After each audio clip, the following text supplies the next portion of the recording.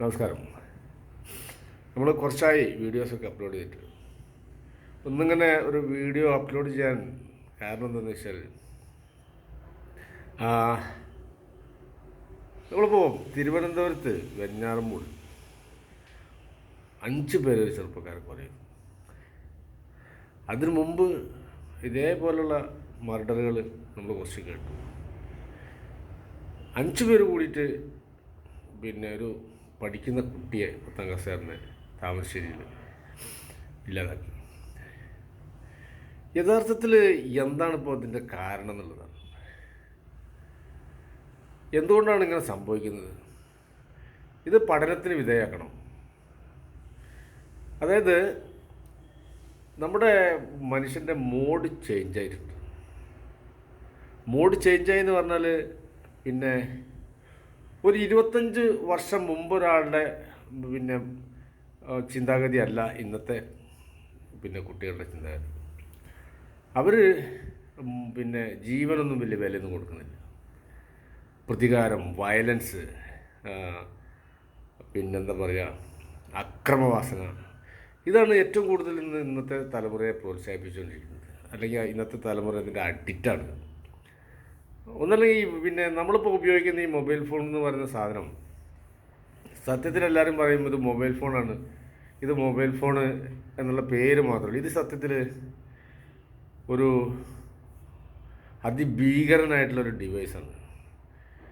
ഈ സാധനം മറ്റേതൊരു ലഹരി ഉപയോഗിച്ചാൽ കിട്ടുന്നതിനേക്കാൾ കൂടുതൽ ലഹരി തരാൻ കഴിവുള്ളൊരു സാധനമാണിത്.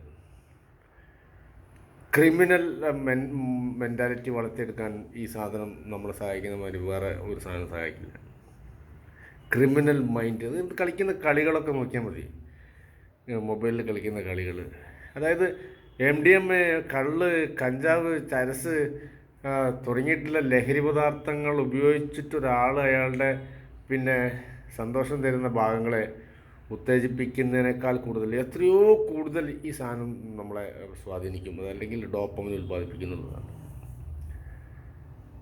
കൃത്യമായ ട്രീറ്റ്മെൻറ്റ് കൊടുക്കണം. ഗവൺമെൻറ് പരാജയമാണ് ഈ കാര്യത്തിലൊക്കെ. ഗവൺമെൻറ് 100% ഈ കാര്യത്തിലൊക്കെ പരാജയമാണ്. കാരണം ഇവിടുത്തെ കോറി ക്രഷർ മാഫിയകൾക്കും അതേപോലെ ചൂതാട്ടക്കാർക്കും ബിസിനസ്സുകാർക്കും കോർപ്പറേറ്റുകൾക്കും വേണ്ടി പ്രവർത്തിക്കുന്ന ഗവൺമെൻറ് അതൊക്കെ ആയിട്ട് ബന്ധപ്പെട്ട് നിൽക്കുന്ന ഈ ആധുനിക സംവിധാനങ്ങളുടെ ഒക്കെ താല്പര്യങ്ങൾ സംരക്ഷിച്ചു കൊടുക്കല്ലാതെ വേറെ മാർഗമൊന്നുമില്ല. ഗവൺമെൻറ് സത്യത്തിൽ പരാജയമാണ്, 100% പരാജയമാണ്. കാരണം നിരീക്ഷണത്തിന് വിധേയമാക്കുന്നില്ല. ഇവിടെ ഞാൻ പറയാം, അപ്പോൾ ഇവിടുത്തെ എല്ലാ മേഖലകളും കോർപ്പറേറ്റുകളുടെ കയ്യിലാണ്. ഒരാൾ എന്ത് കഴിക്കണം, എങ്ങനെ നടക്കണം, എന്ത് കാണണം, എന്ത് ചിന്തിക്കണം തുടങ്ങിയിട്ടുള്ള കാര്യങ്ങളൊക്കെ കോർപ്പറേറ്റാണ് കൈകാര്യം ചെയ്തുകൊണ്ടിരിക്കുന്നത്. കുട്ടികളെ പിന്നെ പഠിക്കുന്ന കുട്ടികൾക്ക് അവരുടെ ഒരു നിശ്ചിത സമയം അവരെ കൃത്യമായ നിരീക്ഷണത്തിന് വിധേയമാക്കിയിട്ട് വേണം 18 വയസ്സ് വരെ വളർത്താനുള്ള അഭിപ്രായം എനിക്കുണ്ട്.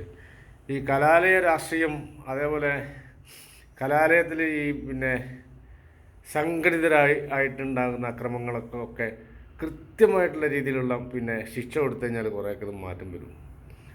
ഇപ്പോൾ ഈ ഒരു ചെറുപ്പക്കാരനെ ഒരു കുട്ടിയെ, ഒരു സ്റ്റുഡൻറ്റിനെ കൊന്നു കളഞ്ഞിട്ട് ഇവന് പരീക്ഷ എഴുതാനുള്ള മാനസികാവസ്ഥ എങ്ങനെ ഉണ്ടാവുന്നുള്ളതാണ് നമുക്ക് മനസ്സിലാകുന്നത്.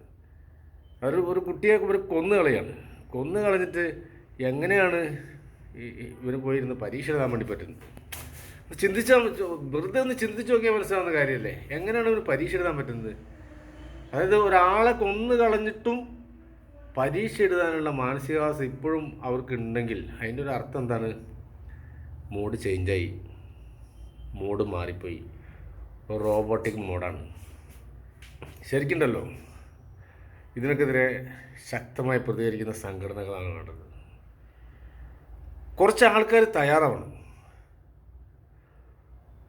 കുറച്ച് ആൾക്കാർ തയ്യാറാവണം. ഇത്തരം പ്രശ്നങ്ങൾ ഉണ്ടാക്കുന്നവർ അല്ലെങ്കിൽ ഉണ്ടാകുന്ന സ്ഥലങ്ങളിലൊക്കെ പോയിട്ട് ഇടപെടാൻ കുറച്ച് ആൾക്കാർ, പുതിയ തലമുറ ഇങ്ങനെ നശിച്ചു പോകാതിരിക്കാൻ, അതിനെതിരെ പ്രതികരിക്കാൻ കുറച്ച് ആൾക്കാർ തയ്യാറാവണം എന്നുള്ളൊരു അഭിപ്രായം എനിക്കുണ്ട്. നിങ്ങൾ സെറ്റാവണം. കൂട്ടം കൂടി ആളുകളെ അടിക്കുക, അങ്ങനെ അടിക്കുന്നവന്മാരെ കൈകാര്യം ചെയ്യാൻ വേണ്ടിയിട്ട് കുറച്ച് ആൾക്കാർ പിന്നെ തയ്യാറാണ്. അവന്മാരെ തപ്പി പിടിച്ചിട്ട് പൊട്ടിക്കണം. അവന്മാർക്ക് ആളുകളെ കൂട്ടം കൂടി അടിക്കുക. കള്ളിന് വേണ്ടി, മദ്യത്തിന് വേണ്ടി, 2 പെഗ്ഗിന് വേണ്ടി ഒക്കെ മനുഷ്യന്മാരെ ഉപദ്രവിക്കാൻ വേണ്ടി നടക്കുന്നവരുണ്ടല്ലോ, വെറുതെ വിടരുത്. അന്യൻ മോഡലുള്ള സംഘടനകൾ ഉണ്ടാവുന്ന അഭിപ്രായം എനിക്കുള്ളത്. കാരണം എന്താ വെച്ചാൽ ഭീകരതയാണ് ഇവർ കാണിക്കുന്നത്. എന്ത് കാര്യത്തിലാണ് ഒരു മനുഷ്യനെ തല്ലിക്കൊല്ലുന്നത്? ഇവനൊരു മനുഷ്യൻ്റെ ശരീരത്തിൽ ഉപദ്രവിക്കാൻ ഇവൻ ആരാ അവകാശം കൊടുത്തത്? നമ്മളൊരാളുടെ ശരീരത്തിൽ നമ്മൾ മനുഷ്യൻ സംസാരിക്കും, വർത്താനം പറയും, അങ്ങോട്ടും ഇങ്ങോട്ടൊക്കെ ഓരോന്ന് പറയും. പക്ഷേ ഒരാളുടെ ശരീരത്തിൽ തൊടാൻ, അതിന് പോലീസാണെങ്കിലും പട്ടാളാണെങ്കിലും മനുഷ്യനാണെങ്കിലും ഒരു മനുഷ്യൻ്റെ ശരീരത്തിൽ പിന്നെ തൊട്ട് ഉപദ്രവിക്കാനുള്ള റൈറ്റ്സ് ഇവിടെ ആർക്കുമില്ല. അത് ചെയ്യുന്നുണ്ടെങ്കിൽ അത് ക്രിമിനൽ കുറ്റമാണ്. അതിനെതിരെ ശക്തമായ പ്രതിഷേധം ഉണ്ടാവണം.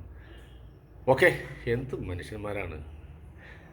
മനുഷ്യന് മൃഗമാണെന്ന് വീണ്ടും വീണ്ടും വീണ്ടും വീണ്ടും തെളിയിച്ചുകൊണ്ടിരിക്കുകയാണ്. എന്തായാലും ഇതിനൊക്കെ ശക്തമായി പ്രതികരിക്കാൻ പറ്റുന്ന പിന്നെ എന്താ പറയുക, നല്ല മനക്കട്ടിയുള്ളൊരു തലമുറ ഉണ്ടായി വന്ന് ഇവനൊക്കെ പിടിച്ച് കൈകാര്യം ചെയ്യുന്നൊരു കാലഘട്ടം വരുമെന്ന് നമ്മൾ പിന്നെ പ്രതീക്ഷിക്കാം. Bye bye.